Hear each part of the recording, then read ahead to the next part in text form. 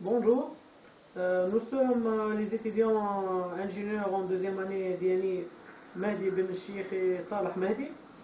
Dans le cadre de notre mini-projet RFID, nous avons réalisé une application RFID gérant un système de traçabilité dans une usine. Bref, notre application va permettre à l'administration de suivre les employés et leur accès via leur identification en utilisant les étiquettes RFID. Maintenant, mon collègue Mehdi va nous faire une petite démo de notre application. En effet, notre application RFID est composée de 3 modules. Un module qui comporte une carte électronique conçue sur ISIS, qui est basé sur le microcontrôleur 16F877. Et via une liaison série, il va communiquer avec l'application Java. Cette coordination va être faite avec le logiciel Virtual Power Serial. Et enfin, on a une carte Arduino qui va signaler aux utilisateurs qui sont les employés de l'usine s'ils sont interdits de passer de la porte ou ils sont authentiques leur badge RFID. Nous allons maintenant commencer le démo de notre application. On va ouvrir notre schéma réalisé sur ISIS. Nous allons lancer la simulation de notre schéma. Voilà la terminale dans laquelle on va saisir les numéros des étiquettes RFID. Et maintenant, on va lancer notre application qui va faire le capture des étiquettes, des codes des étiquettes RFID qui sont envoyés via la liaison série établie entre l'application Java et la carte ISIS. Une interface d'authentification qui apparaît. Nous allons s'authentifier avec les logins et mots de passe de l'administrateur.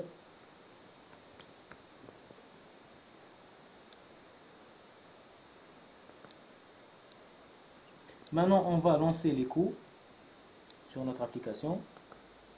On va ajouter un employé avec lequel on va faire tout le test tout le long de ce démo.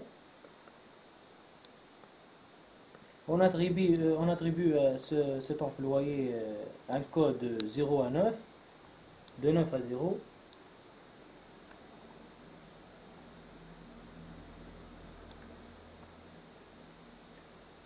On lui donne le nom DNI, le prénom DNI et le nom EasyCom. On lui donne comme un poste employé. Et il suffit maintenant de cliquer sur le bouton ajouter pour que l'employé sera ajouté. Un message de confirmation, OK, et ben notre employé figure dans la liste des employés. Bon, on passe maintenant pour tester l'authentification d'un tel employé avec le code de 9 à 0. On tape le code de cet employé.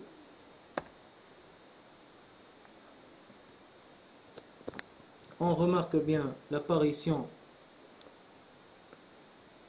de l'étiquette, le code d'étiquette RFID de cet employé. Il est semblable à celui qui apparaît sur l'écran LCD. L'identifiant est bien de 9 à 0. Le nom est EasyCom. Le prénom est DNI. Le poste employé. Et le temps exact de l'action qu'il a effectuée. Et on remarque bien que l'action est IN. C'est le premier accès de cet employé à l'usine. Maintenant, on va retaper de nouveau le code de cet employé de 9 à 0.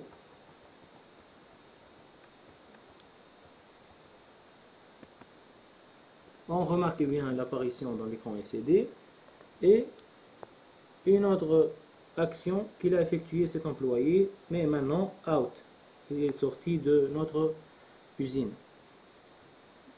Maintenant, si on veut consulter toutes les actions qui ont fait les employés, il suffit de cliquer sur le bouton consultation. Voilà la liste de tous les employés et leur traçabilité des actions qu'ils ont commis dans notre usine.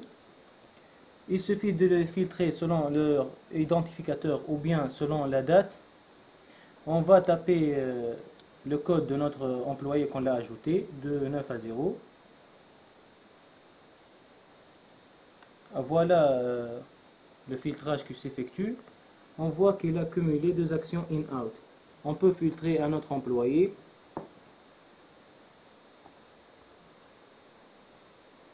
C'est l'employé Salah Mehdi. Voilà toutes les actions qu'il a commises. On peut raffiner le filtrage selon la date. On va par exemple filtrer selon la date le 11 avril. On ouvre le calendrier et on choisit avril le 11 et on effectue le recherche à nouveau. Voilà, le filtrage est raffiné. Ce sont les actions qu'il a cumulées l'utilisateur Salah Mehdi selon les dates le 11 avril. Bon, maintenant on ferme cette interface.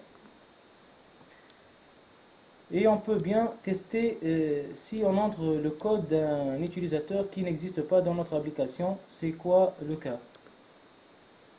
On entre un code arbitraire qui n'existe pas dans la base de données de notre application.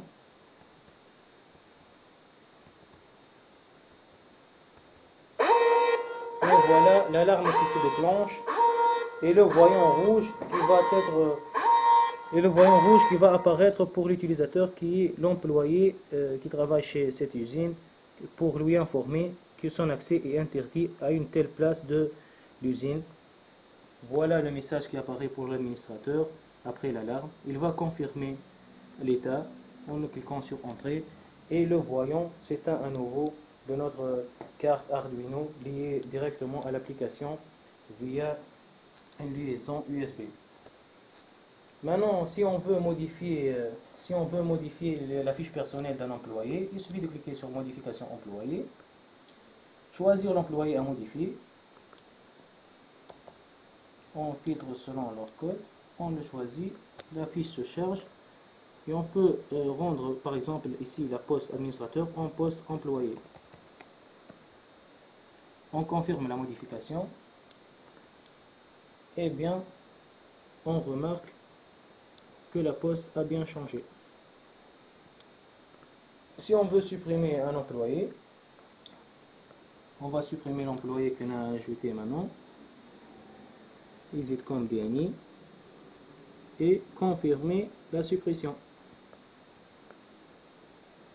Un message de confirmation apparaît et la suppression est faite. Maintenant, après le test de l'application, on peut terminer les cours de notre application et la fermer.